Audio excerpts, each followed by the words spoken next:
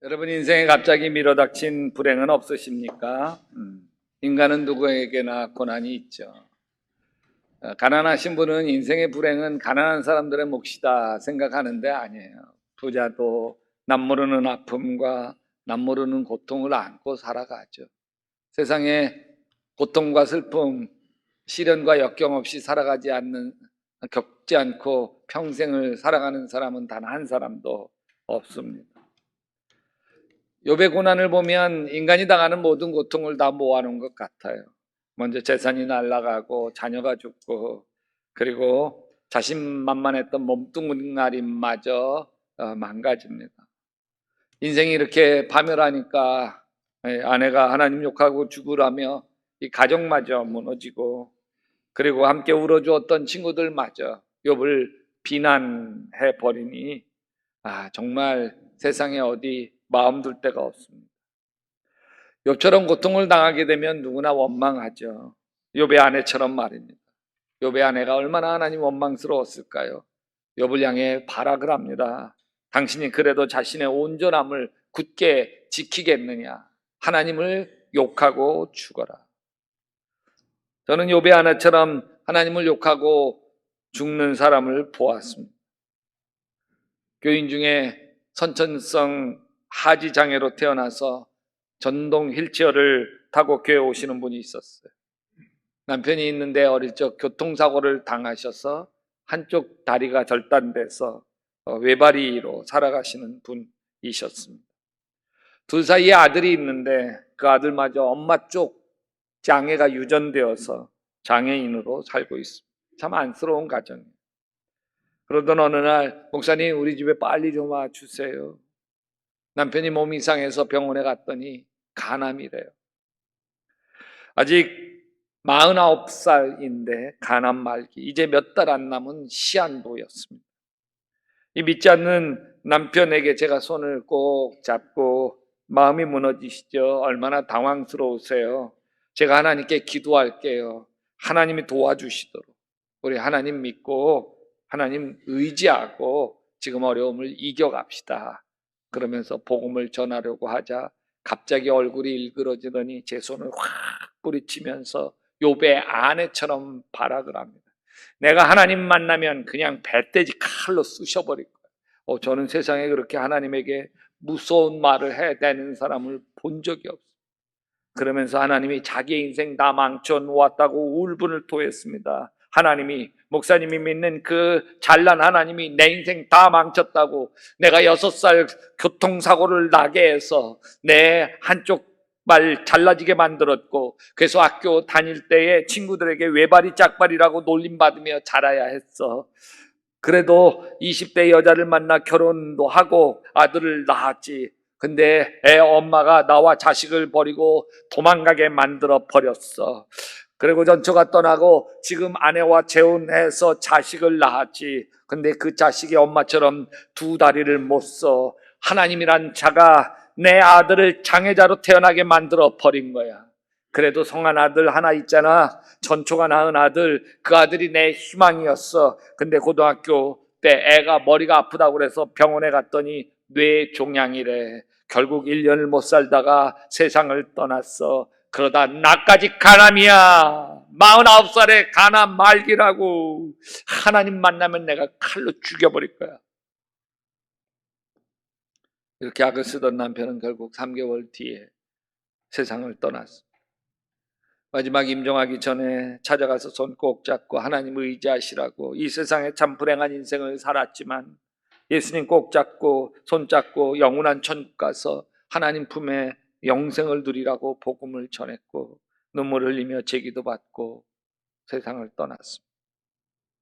이분은 왜 자기 인생이 이렇게 불행이 겹쳐오는지를 이해할 수 없었을 거예요. 욥도 자신이 왜 이 고난을 당하는지 이해할 수 없어요. 납득이 안 가요.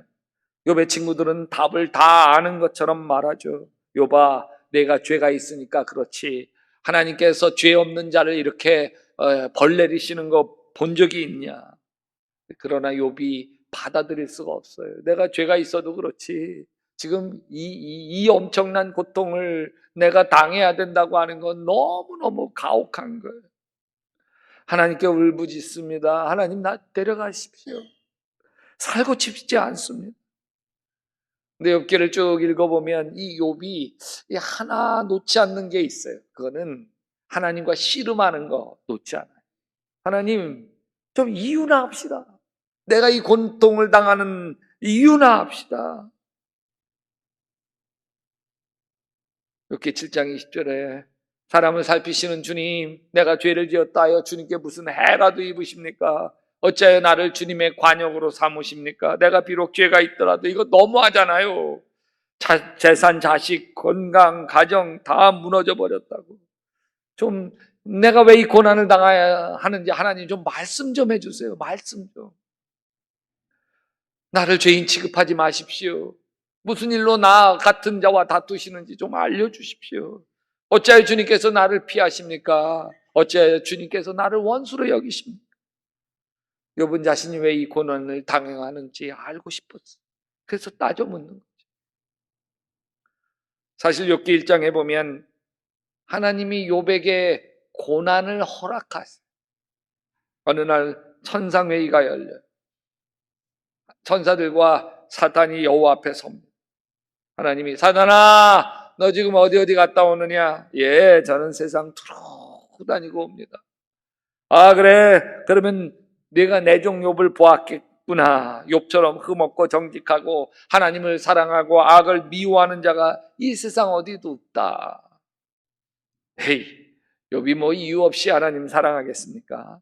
하나님께서 욥에게 재산을 많이 주시고 하는 일마다 복을 막 내려주시니까 사랑하죠. 하나님이 그 도로 가져가 보세요. 뭐 반드시 욥이 눈을 부릅뜨고 하나님 원망할 거라고, 저주할 거라고. 그럴 리가 없다. 욥은 절대로 그럴 리가 없다. 그럴 리가 없긴요. 복 받았으니까 하나님 좋아하지. 화를 당하는데 누가 하나님 좋아하겠어요? 원망하지. 저랑 한번 내기해 보실래요? 좋다. 욥이 가진 모든 것에 대해서 내 마음대로 시험해봐라. 그러나 몸에는 손대지 마라. 그러자 사단은 곧 여호와 앞에 떠나가 욥의 환난을 쏟아붓습니다. 가만히 보면 욥이 겪는 고난은 하나님이 허락하셨기 때문에 겪는 고난이에요. 하나님 왜 그러셨어요? 사실 하나님 왜 그러셨는지 저도 받아들일 수가 없어요. 다만 욥기 1장을 묵상하면서 느껴지는 것이 있어요. 아, 하나님이 욥을 믿고 계셨다. 사단이 하나님에게 욥이 하나님을 사랑하는 것이 그가 받은 축복 때문이라고 했을 때 욥이 진정으로 하나님을 사랑해서 그런 거지 믿고 계셨어요. 그래서 어떤 고난 속에서도 하나님을 향한 믿음을 포기하지 않을 것을 믿고 계셨어요. 여러분, 하나님은 우리를 믿고 계세요. 우리가 고난 속에서도 믿음을 잃지 않을 것을 믿고 계시고 고난을 믿음으로 이겨나갈 것을 믿고 계시는 거예요. 또 사단이 욥을 칠 때 하나님도 욥을 응원하셨구나. 욥이 고난에 굴복하지 아니하고 고난을 믿음으로 이기도록 응원하신 것이죠. 제가 이렇게 묵상한 이유는 사단이 다시 돌아왔을 때 하나님이 얼마나 의기양양하게 말씀하시는지 몰라요. 사단아, 내 종 욥이 그 고난 가운데서 너 여전히 날 사랑하고 이렇게 사는 거 봤지? 얼마나 대단해. 내가 아무리 욥을 쳐도 욥이 믿음을 버리지 않잖아. 또 하나님은 고난은 허락하시지만 사단이 더 이상은 못하도록 한계를 지어놓으시고 막으시는 거예요. 사단이 욥에게 실패하고 돌아옵니다. 막 분이 머리끝까지 생겼죠. 사단이 하나님에게 한 번 더 도발적인 말을 해요. 아니 하나님, 욥의 몸은 건드리지 말라고 하셨잖아요. 지 몸 성하니까 저렇게 그러지 몸마저 괴로우면 하나님 저주하고 원망합니다. 이렇게 도발할 때도 하나님은 욥을 믿어요. 그리고 절대로 생명만은 건드리지 말라고 더 이상 못하도록 막으시죠. 이것을 보면 분명한 것이 있어요. 고난조차도 하나님 손 안에 있어요. 사단이 아무리 성난 사자처럼 상킬자를 찾아 하나님 자녀인 여러분과 나를 해치고 싶어도 해칠 수가 없어요. 다 하나님 손 안에 있기 때문에. 여러분, 하나님 왜 이렇게 고난을 허락하시는지 그것은 하나님의 신비예요. 욥도 그 이유를 몰라 몸부림치는 거죠. 같이 읽어볼까요? 그런데 내가 앞으로 가도 그가 아니 계시고 뒤로 가도 보이지 아니하며 그가 왼쪽에서 일하시나.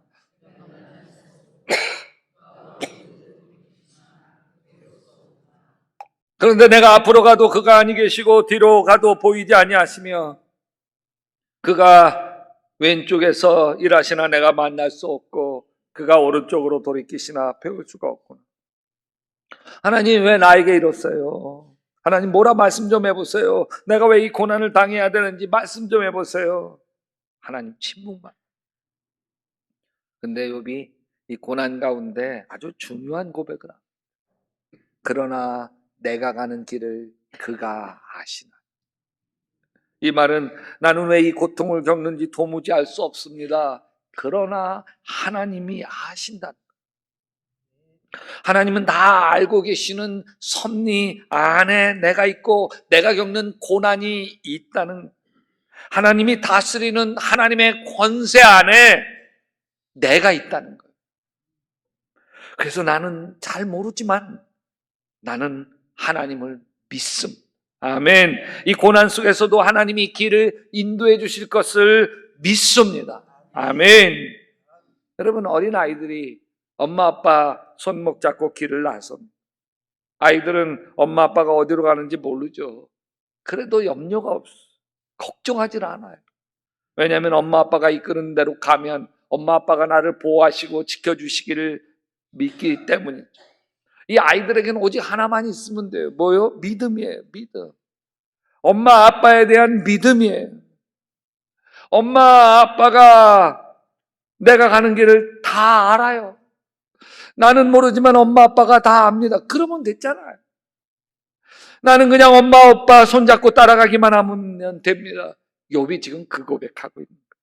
그러나 내가 가는 길을 그가 아시나니, 그가 나를 단련하신 후에는 내가 정금같이 되어 순금같이 되어 나오리라.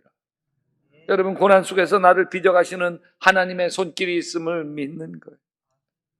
여러분, 일본 청년 하나가 예수를 잘 믿어요. 가가와 도요이코예요. 그런데 폐결핵을 알아요. 31살에.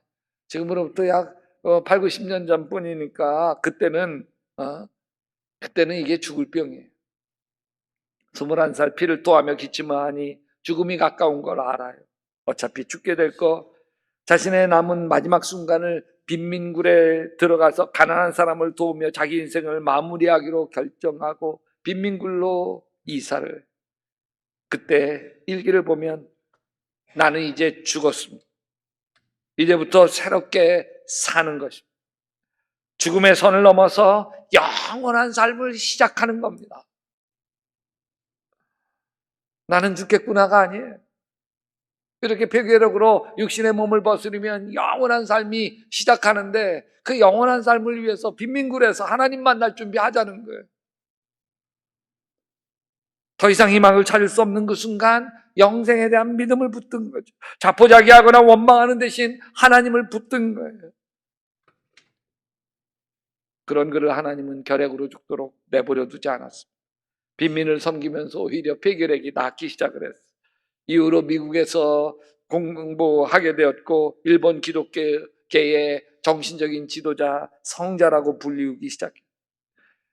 우리나라 맨발의 성자라고 불리우는 최춘선 할아버지도 일본 유학 도중에 가가와 도요이코 목사님 교회를 다니면서 영향을 받았어요. 이분에게 세례를 받았어요. 그리고 한국에 돌아와서는 자신이 물려받은 땅, 부천 오정구 일대와 김포 그 넓은 땅을 가난한 사람들에게 다 나누어 주었습니다.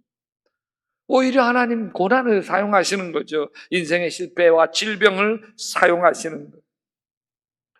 어릴 적 6살에 교통사고를 당해 한쪽 다리를 잘라야 했던 그분에게 외다리는 저주였어요. 인생의 저주였습니다.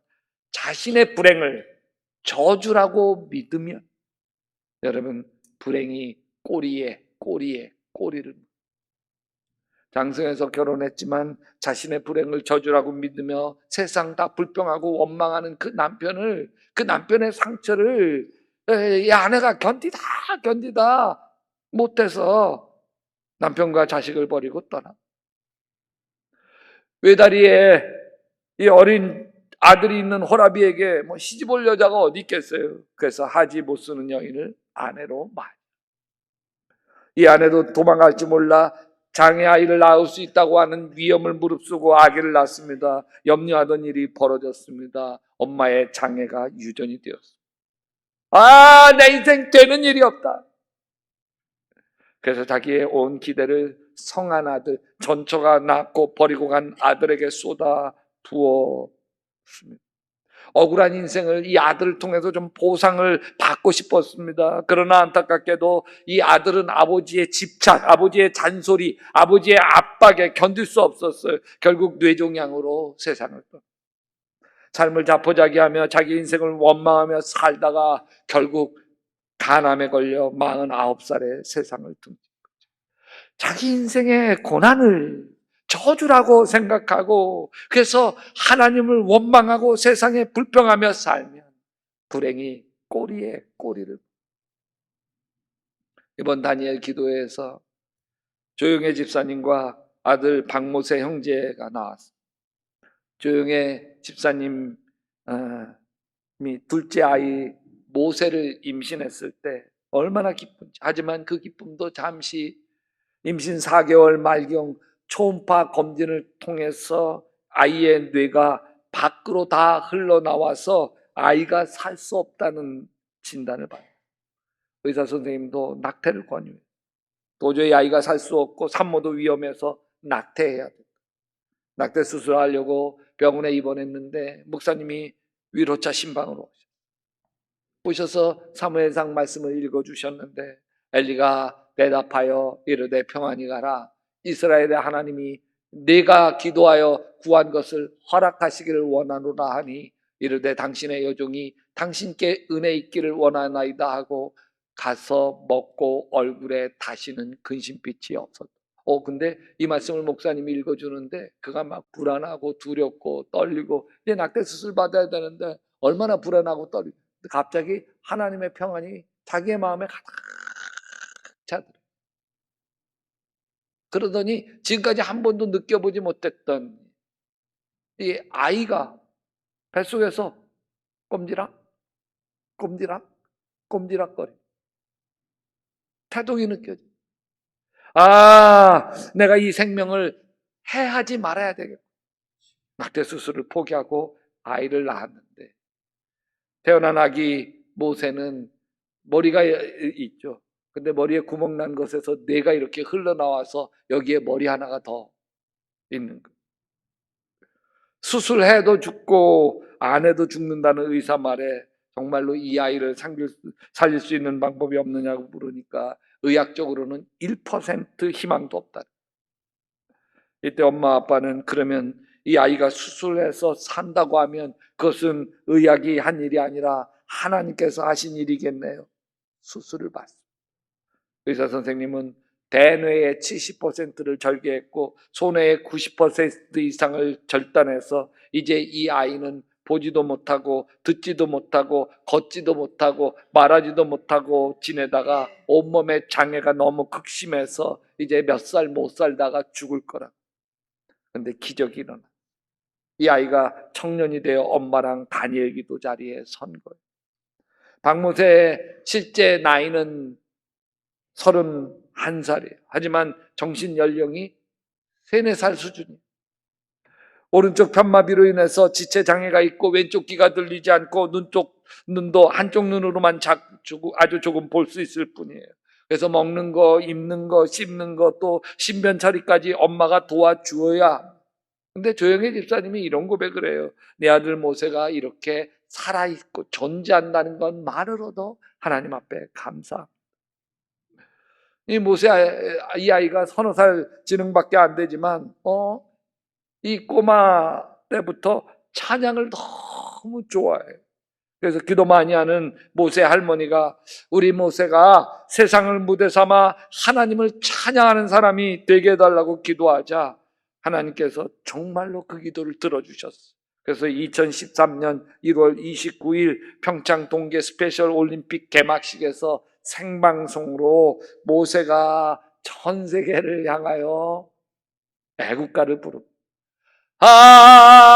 하나님이 보호하사 우리 나라 만세. 찬양 아닌가요? 여러분, 많은 사람들이 모세에게 희망을 노래하는 기적의 청년이라며 박수를 보내주었고, 그래서 각종 언론, 방송, 휴먼 다큐, 스타킹 등에도 출연을 하게 되었어요. 조영애 집사님네는 갓난 모세 수술비, 병원비로 참 많은 돈을 쏟아부어야 됐고, 남편이 하던 일마저 안타깝게 잘 안 되는 바람에 엄마는 목욕탕 청소도 해야 되고 다양한 안 해본 일이 없었어요. 그래서 먹고 살기가 힘들어서 국내 여행조차도 제대로 갈 수가 없었는데, 그러던 어느 날 미국에서 장애인 선교를 하시던 선교사님께서 우간다에다가 장애인 학교를 건립하기 위해 기도해 하던 중 모세 이야기를 듣고, 야, 모세와 함께 이 일을 하면 너무도 은혜로울 것 같다는 응답을 받고 조영애 집사님과 박모세를 미국으로 초청을 했어요. 그래서 이 둘은 2달 넘게 미국의 12개 주를 다니면서 모세가 하나님 살아계심을 찬양해요. 불렀던 시에서는 시장님께서 이렇게 연약한 몸을 가지고 먼 곳까지 와서 희망을 노래해 줘서 고맙다고 명예 시민 증서까지 주었어요. 여러분, 박모세 어머니는 자신의 불행을 저주로 받아들이지 않은 거예요. 대신 자신의 불행을 고난의 십자가로 받아요. 뭐로? 십자가. 세상을 원망하고 저주하기보다는 자신의 아들의 장애를 통해서 일하실 주님을 바라본 거예요. 여러분, 인생에 짊어져야 하는 고통을 저주로 보면 인생이 얼마나 불행한지 모릅니다. 가난한 자신이 초라하고 병든 자기 자신이 괴롭습니다. 우리 인생이 불행의 늪으로 점점 빠져들어갈 뿐입니다. 그러나 내 몸의 장애, 내 인생에 겪게 된 고난을 십자가로 보게 되면 그 속에 은혜가 있어. 아멘. 예수 믿는 사람들에게 고난이라는 십자가는 인생의 선택이 아니라 전공 필수입니다. 예수 따라가는 사람들은 다 십자가를 지는 사람이죠. 누구든지 나를 따라오려거든 자기를 부인하고 같이 합시다. 자기 십자가를 지고 나를 따를 것입니다. 우리 인생에 짊어져야 할 고난의 십자가는 우리 안에 있는 허영을 비우게 만드는 힘이 있어요. 사도 바울은 나는 날마다 죽노라 고백하잖아요. 십자가는 나의 허영을 죽이는 거예요. 교만을 못 박는 거예요. 여러분, 믿음의 눈이 열리시기를 주님의 이름으로 축원합니다. 믿음의 눈이 열리기 전까지 고난은 불행이에요. 재수 없는 일이에요. 저주예요. 그러나 하나님을 믿는 믿음의 눈이 열리는 그 순간 고난 속에 숨겨진 하나님의 손길이 보이기 시작합니다. 빅터 프랭클 박사는 이런 유명한 말을 해요. 고난 속에서 포기한 사람에게 고난은 저주이지만 고난 속에서 고난 속에서 십자가를 발견한 사람에게 고난은 놀라운 축복이라고. 말할 수 없는 고난을 겪은 욥이 맨 마지막에 이렇게 고백합니다. 그러나 내가 가는 길을 그가 아시나니. 같이 합시다. 그가 나를 단련하신 후에는 내가 순금같이 되어 나오리라. 아멘.